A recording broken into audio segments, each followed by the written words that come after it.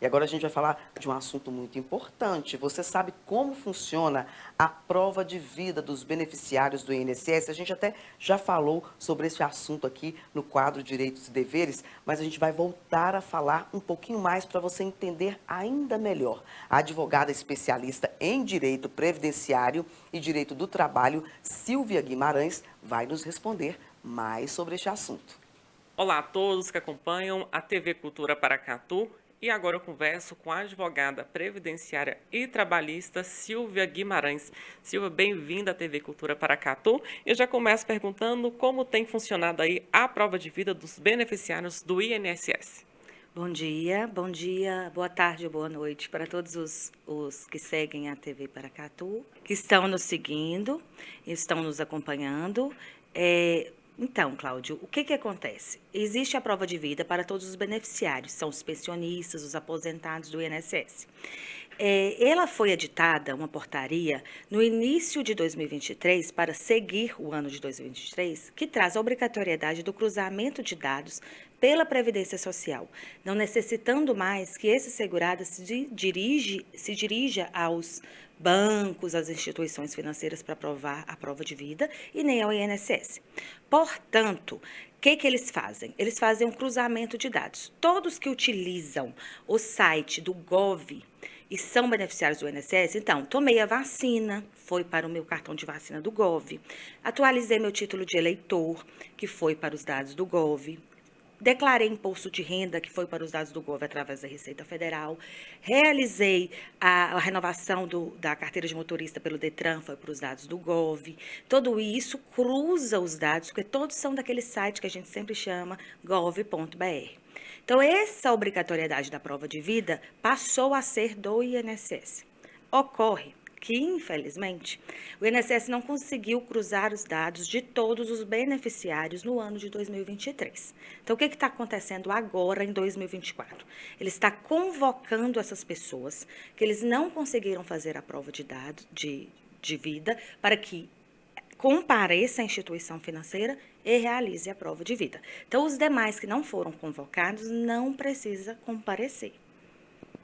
Silvia, então quem precisará realizar, a prova de vida neste ano de 2024? Então, quem precisará até então, agora em fevereiro, que ainda estamos seguindo essa portaria publicada em 2023, são as pessoas convocadas. Como que eu sei que eu fui convocado?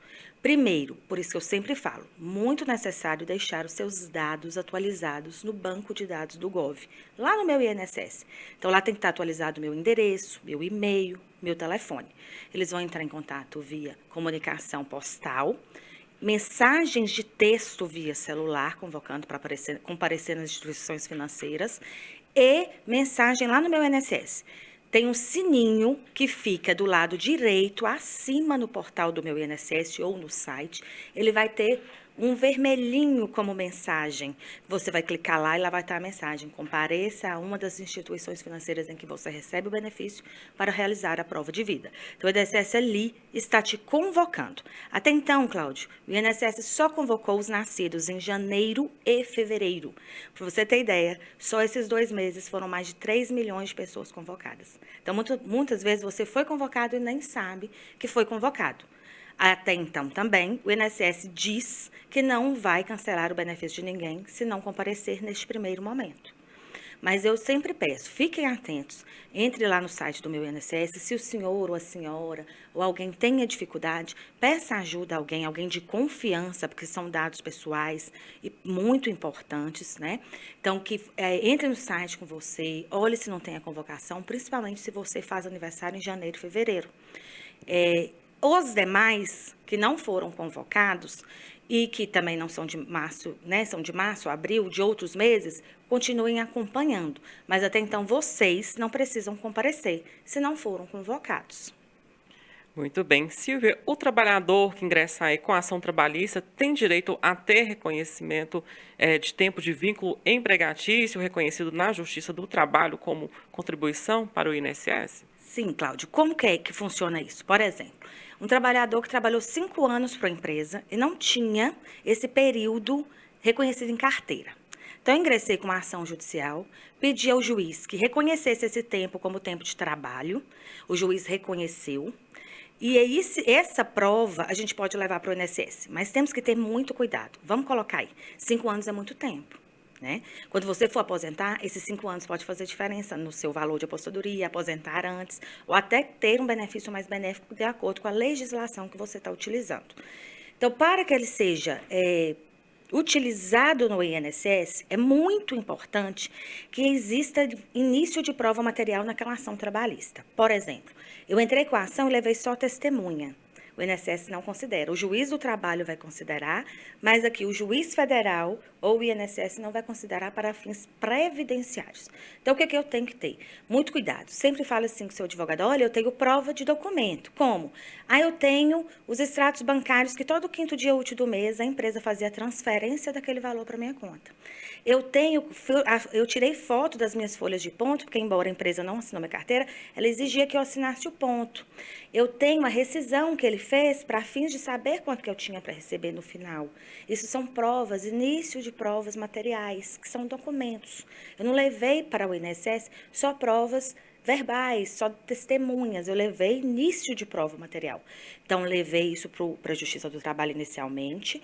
O juiz analisou os documentos como prova, ouviu minhas testemunhas, me ouviu a parte contrária, proferiu uma sentença, transitou em julgado, ele determinou que aquela empresa recolhesse esse valor para o INSS.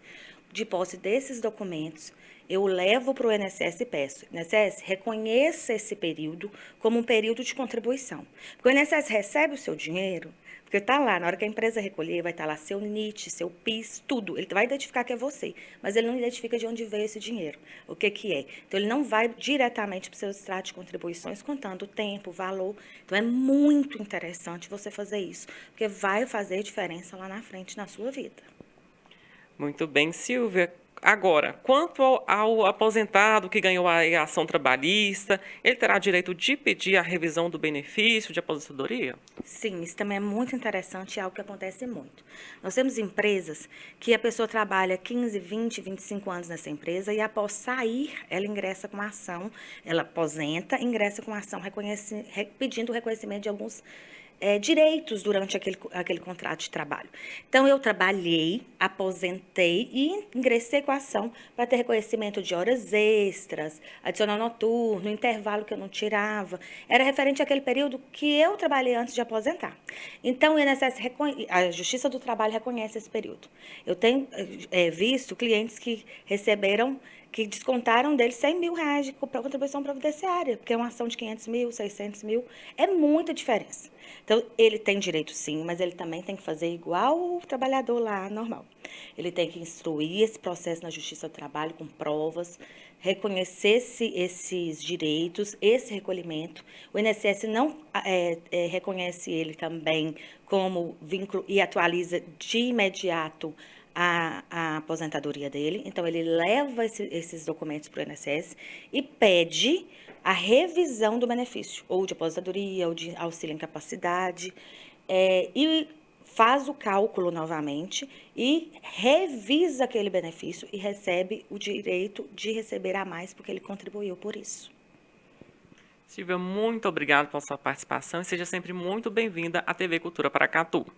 Eu que agradeço a oportunidade, agradeço a todos mais uma vez. Obrigado, Cláudio, pelo convite, a TV Cultura Paracatu. Estou à disposição para informar, trazer informação para a sociedade, para todos os ouvintes e telespectadores da televisão. Muito bem, portanto, aí conversamos com a Silvia Guimarães, ela que é advogada previdenciária e trabalhista. E se você tiver alguma dúvida também, pode nos enviar, que será um prazer entrevistar a Silvia para trazer transparência para o seu caso. E eu volto com você. Muito obrigada pelos esclarecimentos, né? Foi uma aula que a gente teve aqui agora.